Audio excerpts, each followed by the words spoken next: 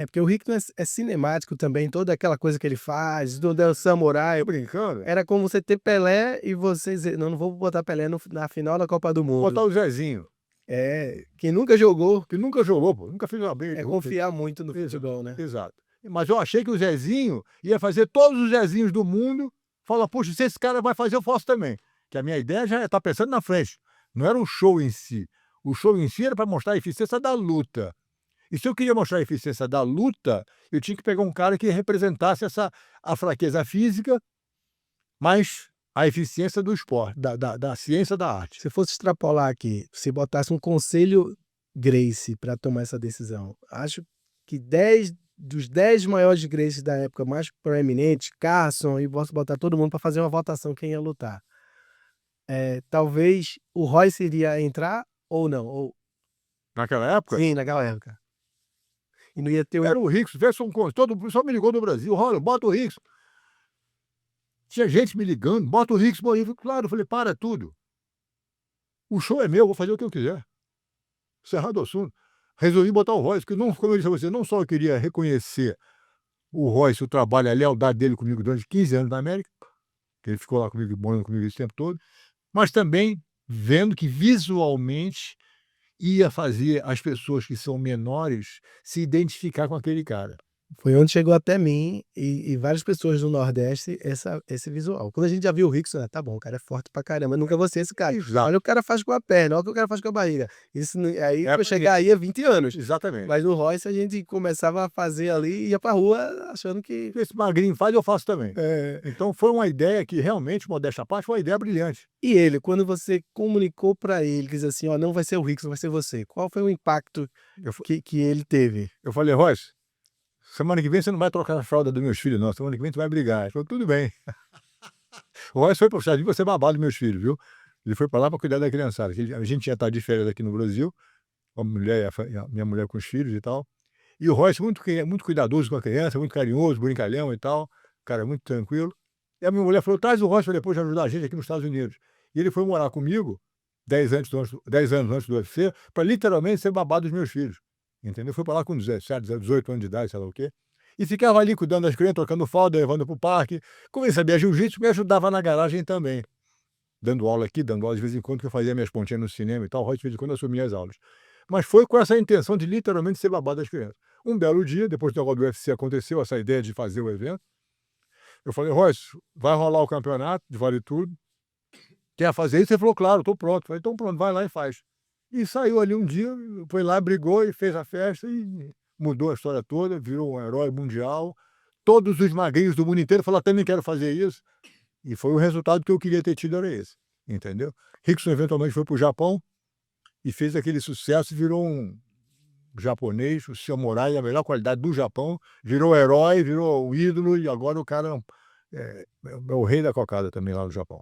O o o Rickson virou um deus das artes marciais, mas o que trouxe a popularidade e a que trouxe: "Eu posso fazer isso também, eu posso mudar a minha vida através disso", foi o Royce. Exato. Então o Royce É o símbolo é o símbolo da possibilidade, da né. possibilidade e da esperança para o mundo de que é possível mudar, é possível Exato. fazer isso.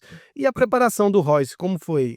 Você se envolvia nesse momento como management de montar um show, um big show daquele, que já foi um big show no o primeiro, né, já foi Claro, não perdia nada para o que está acontecendo hoje, televisão, tudo. exato. E a questão do treino do Royce, como é que O Royce tinha passado 10 anos treinando comigo na garagem, dando aula, ajudando, ele já estava aqui, já saiu do Brasil, garotinho, trabalhando jiu-jitsu.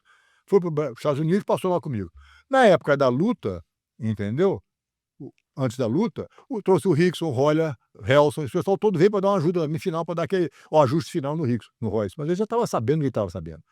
Ele, se você vê a luta que ele fez no primeiro UFC, o jiu-jitsu que o Royce usou no primeiro UFC é jiu-jitsu de faixa azul, velho, entendeu. Um faixa azul bom faz tudo que o Royce fez.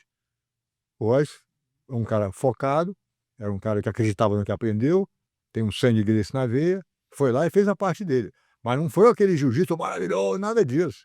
É o jiu-jitsu básico, que é exatamente o que se precisa para ter eficiência. O jiu-jitsu de um faixa azul, que sabe, ele se não apanha na rua mais, velho. Disse: "Vai entrar em clinch, vai derrubar o cara no chão, vai segurar o cara ali embaixo, o cara vai entrar em pânico, vai virar de costas e vai ser estrangulado". O Royce ganhou 3 lutas no primeiro UFC, ganhou 3 lutas sem dar um soco, ele não deu um tapa em ninguém, fez nada. Viu que o cara virava de costas, ele estrangulava todo mundo com um golpe básico do jiu-jitsu, aquele mata-leãozinho ali. Quer dizer, não foi um cara que foi lá para arrebentar a cara de ninguém, nada disso. Que é os desafios que eu fazia na minha garagem, era a mesma coisa. Os professores de artes marciais de outros estilos vinham brigar comigo na garagem, pessoal, todo mundo em volta, 20 pessoas assistindo aquilo na minha garagem, vale tudo. Ele vinha para me quebrar todo. Eu abraçava o cara carinhosamente, botava ele no chão, montava em cima dele, deixava ele espernear 30 segundos. Quem não sabe jiu-jitsu vai ficar exausto em 30 segundos. Eu não dava murro na cara de ninguém.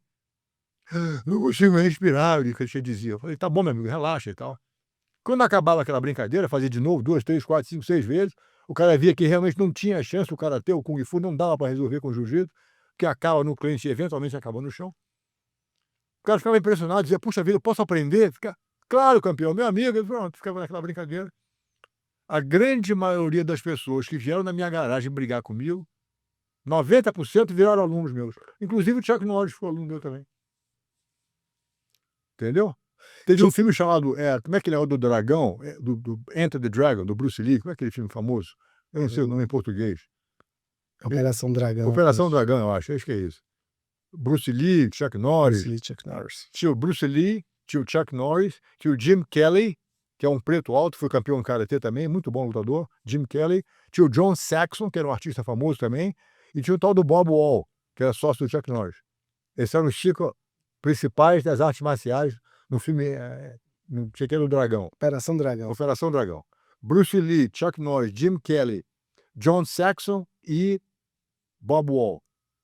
Com exceção do Bruce Lee, que tinha morrido, na época, quando eu fui para lá, Chuck Norris, Jim Kelly, John Saxon e o Bob Wall, todos foram alunos meus.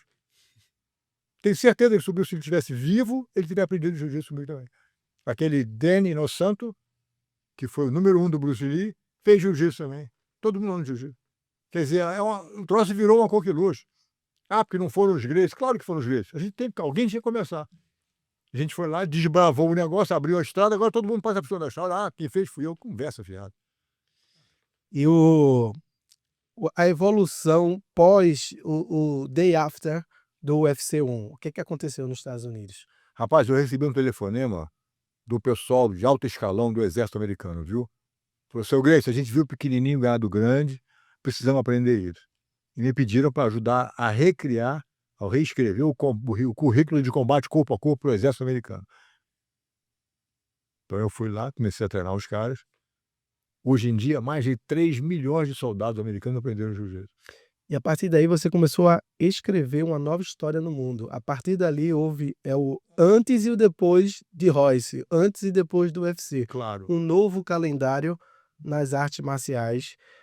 Marcou o UFC 1, é o marco das artes marciais de todos os tempos. Exatamente. Todos os tempos, eu considero assim. Então é DC e depois, já sabe? ACBC. ACBC. E aí, a partir daí começou a reescrever uma nova história das artes marciais. E qual é o impacto hoje vai fazer 31 anos o UFC, né? Qual é o impacto que você viu social, de mídia, do que você começou a fazer e o que está hoje aí para quem não conhece jiu-jitsu, por exemplo? Bom, o que acontece é o seguinte, viu? Eu quando fui para lá, eu já fui com a intenção de fazer o jiu-jitsu um troço conhecido mundialmente. Eu me lembro que eu estava aqui em casa, no Brasil, na década de 70, eu tinha voltado da minha primeira viagem dos Estados Unidos, que foi uma experiência difícil, mas altamente positiva para mim. Eu estava em casa, no Rio de Janeiro, assistindo a entrega do Oscar. E eu me lembro de ter olhado aquele programa, comecinho de 72, por ali assim. Eu não sei se era o Glenn Ford, o John, como é que se diz, o Henry Fonda, um daqueles caras das antigas, recebendo o Lifetime Award, o presente pela vida inteira dele. E eu me lembro de ter olhado aquilo e falado: "Puxa vida, como é que meu pai nunca ganhou um desse?" Entendeu? Fez o que ele fez, ajudou tanta gente e nunca recebeu um Oscar desse. Eu pensei na minha cabeça isso. Quando eu fui para os Estados Unidos, em 78, comecei a dar aula na minha garagem, aquela história toda, o negócio foi crescendo cada vez mais de popularidade, os desafios, as brigas, as situações todas. E, eventualmente, com a criação do UFC, eu falei: "Pô", no dia da cerimônia do UFC, eu me lembro que eu fiz uma homenagenzinha ao meu pai, dei uma placa para ele como o primeiro Ultimate Fighter, entendeu? Maior barato, aí foi para mim o meu Oscar que eu dei para ele foi esse. Uma oportunidade muito singular na minha vida, foi um dos momentos mais altos da minha vida, poder fazer essa homenagem ao velho. Então, isso aqui daquele ponto